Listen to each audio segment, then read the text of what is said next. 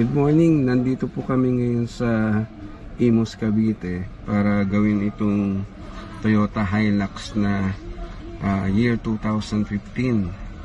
So ang problema po nito ay yung fuel gauge niya hindi accurate. So ang nangyayari dito is namamatayan namamatay yung engine niya kahit na meron pang reading dito sa gauge, sa may fuel gauge.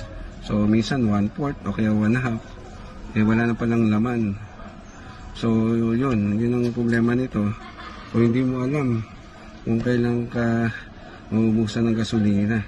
So ang gagawin namin dito, babaklasin namin para masimulan namin yung paggawa. So eto na po ngayon siya na after namin magawa yung gauge.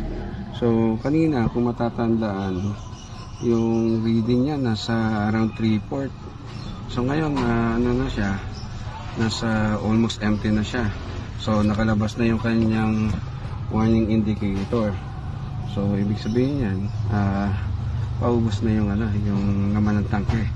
So malapit na palang tumirik uli sila kung sakali. So yan yung nangyari after naming magawa. So ayan, at least accurate na uli siya. At malalaman na nila kung kailan sila kailangan magpa refuel. So ayan, accurate na siya. So ito naman ay may warranty, kaya for sure na tatanggal yung gawa namin.